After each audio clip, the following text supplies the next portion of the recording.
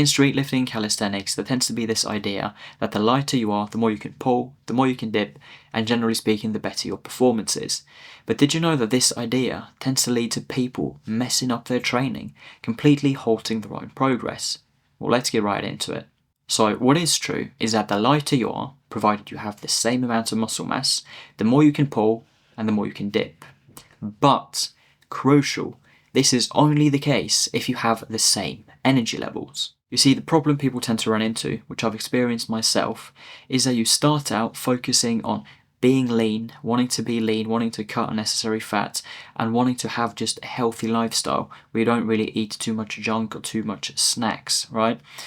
And this is a good intention, but somewhere along the way, people tend to translate this into not properly fueling their workouts and not properly refueling after your workouts. By the way, if you enjoy these types of tips that help make your workouts more effective and help you gain more strength, then you can check out my free email newsletter in the description down below. But you see, that's the problem. People start out in a good place where they think of the benefits of being a couple of pounds, for example, lighter, right? Shredding some unnecessary body fat and having generally a more healthy and disciplined and consistent diet. But at some point along the way, you have this pitfall where this mindset and this hyperfixation of being lean in streetlifting and calisthenics leads to you not properly fueling before your workouts or refueling after your workouts, and this leads to a low energy level. And if your energy levels are low, this means that you won't be able to utilize the potential you have for truly gaining great strength within your workouts. Simply said, your body is a machine and it needs to be fueled. And this doesn't just work for the weighted dips or for more conventional gym exercises like the bench press and the squat, but crucially also for exercises like the weighted pull-up. You see, the weighted pull-up is perhaps the number one exercise where people will tell you that the lighter you are, the easier it will be to perform it. But that is only the case if you have sufficient energy to do a good workout session.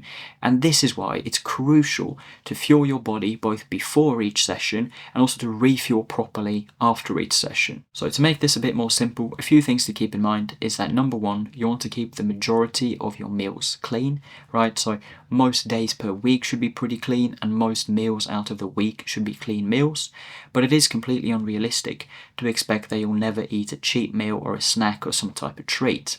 Point number two, eating carbohydrates before and after your workout is really beneficial for fueling your body.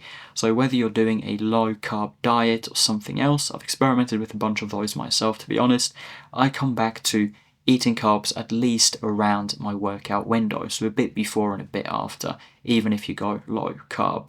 Point number three pertains to meal timing, and here I'd recommend that you have a big meal around 1 to 3 hours before you're doing your workout, or that you have a small snack around 30 to 60 minutes beforehand. And when it comes to what you eat afterwards, generally what I recommend is in the hours that follow your workout, try to have a solid meal where you eat some good carbs, some good protein, and generally have a filling meal. Of course, if you want truly impressive results, you'll need more than just a nutrition and fueling strategy. You'll need to know how to approach strength training for optimal results. So if this sounds like you, I'd highly recommend that you check out this video right here.